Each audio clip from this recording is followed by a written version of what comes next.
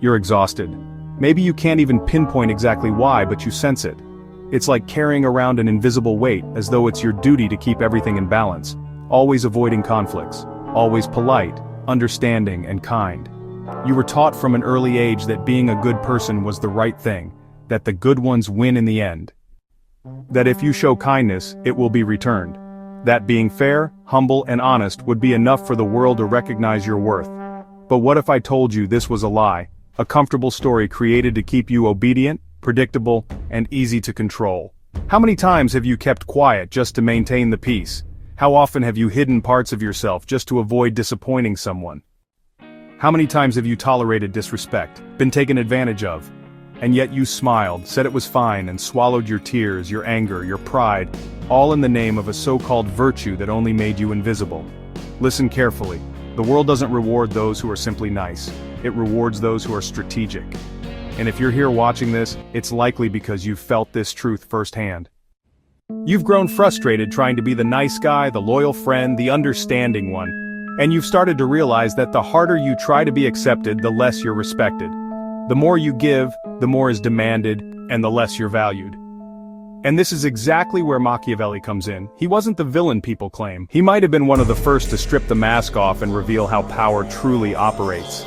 He understood something most people refuse to, that morality, detached from reality, is a dangerous trap. That being seen as good doesn't necessarily mean you're effective, fair, or deserving. And in this video, we're going to drop the filters and masks and talk openly about why it's time you stop trying to be the good person. And no, that doesn't mean turning cruel or cold. It means waking up, breaking free from the childish belief that the world is fair and that being virtuous is enough to guarantee rewards. We're going to face the truth head on, no matter how uncomfortable it is. Because as long as you keep trying to please everyone, you'll remain in their control, a hostage to your own kindness. And if you're already tired of being ignored, used, and cast aside, maybe the time has come to change. To learn from Machiavelli what no one else ever taught you, and finally, take back the reins of your life. Are you ready? Then let's begin. Do you still believe that the world values the good-hearted? Just look around you. Who are the ones admired? Who leads? Who commands respect and influence? Who claims space in this world? Are they the kindest, the most generous, the fairest? Or are they the ones who are strategic, assertive, and hardest to manipulate? The truth is raw. The world isn't driven by kindness. It runs on utility. Machiavelli grasped this centuries ago. The Prince wasn't written to encourage evil. It was written to expose how the game is played. And one of its most bitter lessons is this: being good isn't enough. In fact, often it's the fastest route to being cast aside. You could dedicate your life to being loyal, kind, and generous. You could give your best to help others, never asking for anything, but the day you're no longer useful, you'll be replaced, discarded, forgotten. And the worst part, no one will feel the slightest guilt about it, because the world doesn't judge you by your virtue, it judges you by what you bring to the table. Your influence, your impact, your presence. Have you ever noticed how the nice guys are always explaining themselves, always chasing after others' approval, always trying to prove they deserve a seat at the table? Meanwhile, those who set boundaries, those who say no, those who speak clearly and directly, they are the ones who command respect. They have a voice, they own their space. And why is that? Because, blind kindness is perceived as weakness. Because those who never challenge or confront those who pose no threat are never really taken seriously. They are treated like tools, not individuals. You can exhaust yourself trying to please, but if you don't stand for something, if you represent neither power nor consequence, people will not hesitate to use you. It's a harsh truth, but a truth nonetheless. Machiavelli wrote that a leader should prefer to be feared than loved, if forced to choose between the two. And what did he mean by this? That real respect stems from people knowing you have the power to act. That you are not someone to be walked over without consequence, that you are not a dispensable pawn in someone else's strategy. And yes, this applies to you as well. If you keep living to please others, you will keep being seen as disposable. Not because you're a bad person, but because the world has no rewards for those who fade away quietly. It's time to uncover the roots of this unhealthy need to be accepted by everyone. Because behind this constant kindness hides something deeper. Something that's likely been sabotaging you for years. And that's exactly what we're going to explore next. In the upcoming part of this video, we'll dive into the psychological roots behind those who spend their lives trying to please. We'll uncover how often this relentless niceness is nothing more than fear in disguise. If you're feeling this message so far, don't forget to subscribe and support the channel. Thanks a lot. You weren't born seeking everyone's approval. That behavior was taught to you, and honestly, even worse, it was conditioned into you from childhood.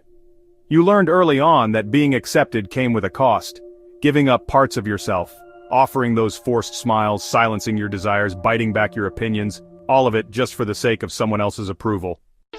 Don't do that, it's rude. Be nice to them. Don't talk back. And little by little, you shaped yourself to fit others' expectations. But what no one told you is that living to please is, honestly, an emotional trap. It's a psychological cage built with flattering words and punishments that are disguised as lessons. You were made to believe that if you pleased others, you'd be loved. And if you dared to show anger, set boundaries, or act selfishly, you'd be rejected. So you did what any survival-driven mind would do.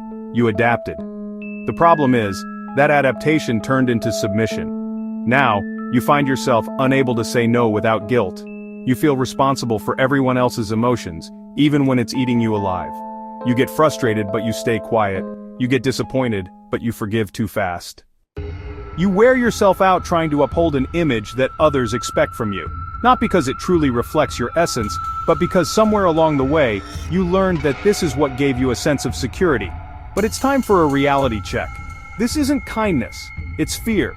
Fear of rejection, fear of being unloved, fear of being labeled a bad person, fear of letting your true self show. With your desires, your anger, your boundaries, your voice. And that fear has quietly turned you into someone who works against themselves. Someone who hides behind behaviors society praises, but that, deep down, are emotionally harmful. And the most tragic part of all, you don't even notice you're doing it. You call it empathy when it's really fear of confrontation. You call it understanding when it's fear of being abandoned.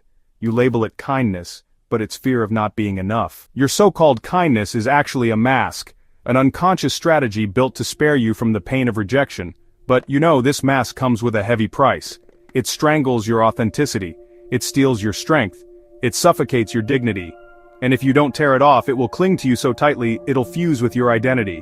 One day you'll look at your reflection and realize you no longer recognize who you truly are.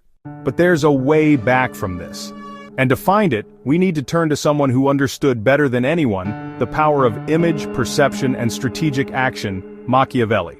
In the next part, we'll go straight to the heart of it, what the prince can teach us about how to stop being prisoners of our need to appear good and start earning respect for who we genuinely are. If you're still trying to live as a good person, clinging to the hope that people will admire your morals, your ethics, and your integrity, stop now. Machiavelli warned us over 500 years ago that this path might seem noble, but it's dangerous. In the real world, it's not the good who win, it's the effective. And to be effective in this game we call life, you need strategy. You need to understand that people aren't moved by your goodness, they're driven by their own interests, by fear, and by power. In The Prince, Machiavelli states, "Everyone sees what you appear to be, but few feel what you really are."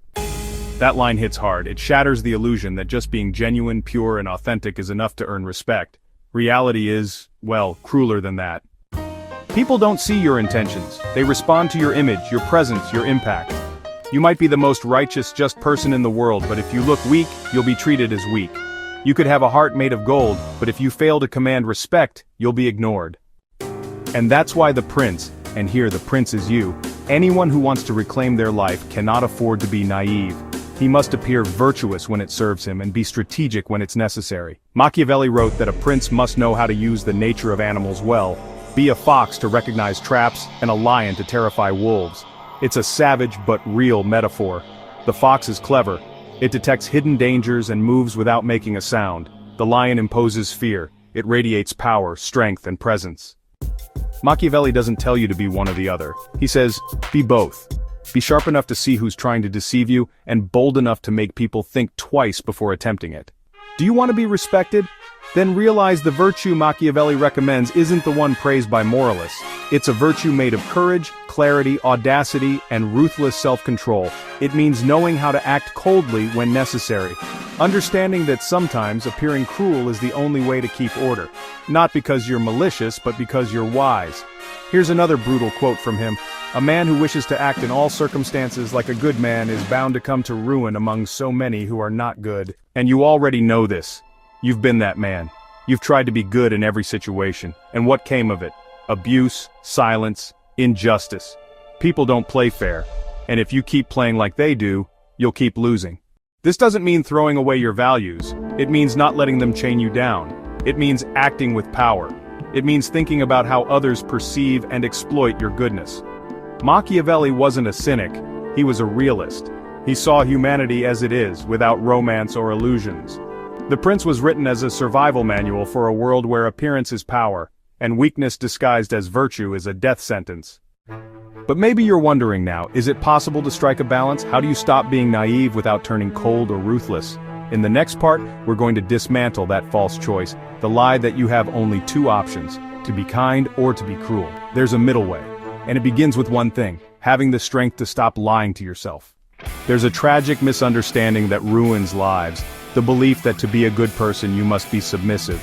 That being good means accepting everything in silence, forgiving everything without question, and swallowing what hurts you just to keep the peace. This isn't kindness. It's naivety. It's cowardice dressed up as virtue. And if you don't see the difference between the two, you'll keep ending up as the world's emotional doormat. Real kindness doesn't require you to erase yourself. It demands awareness, clarity, deliberate choice. Being good doesn't mean you have to be a smiling fool who's always available, always sacrificing for people who wouldn't bother lifting a finger for you. That's self-abandonment. It's emotional dependency disguised as morality. Naivety believes others will treat you with the same heart you have. Naivety believes the world is fair, and that if you stay righteous, people will eventually recognize it. Naivety expects gratitude, reciprocity, and consideration. And it lives perpetually frustrated. Constantly disappointed, because it keeps projecting onto others a nobility that simply isn't there. But true kindness is different. It's firm. It knows how to say no. It knows when to leave. It understands not everyone deserves the best you have to give, and that wasting your goodness on those who offer nothing in return isn't generosity. It's waste. You can be just, compassionate, and whole, and still be feared, still be respected, still be someone whose presence carries weight, who knows what they will tolerate and what they will never accept. Machiavelli wasn't against virtue, he was against naivety. He understood something most people today refuse to admit. In a world full of predators, kindness without strength is nothing but fresh meat. He understood something most people today refuse to admit. In a world full of predators, kindness without strength is nothing but fresh meat. So here's the question you need to ask yourself right now. Is your kindness protecting you or exposing you? Is it making you stronger or slowly destroying you? Because if your idea of being a good person involves swallowing injustice, accepting crumbs, blaming yourself for feeling anger, you're not being good. You're being dominated. But here's the truth. There's a way out. A balance point where you don't have to lose your essence, but you also don't have to kneel before anyone. A place where you can move through the world with courage, clarity, and emotional intelligence. And that's what we're about to explore. How to stop being nice without becoming a cold, heartless version of yourself. How to finally take back control of your life without betraying who you are. Because here's the danger.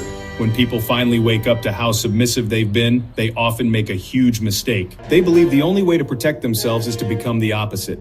Cold, indifferent, calculating. It's what I call the rebound effect. After years of being exploited, you start thinking the only way out is to be ruthless. But that's another trap. Because when you abandon your essence, you're not getting stronger. You're just protecting yourself through denial. And that isn't freedom. That's trauma dressed up as power. You know, real liberation happens when you become whole. It's when you stop acting to please others and start acting for yourself. You know, it's not about being good or bad. It's about being real. About being able to look yourself in the mirror and know, I can be kind, but I will never be passive again.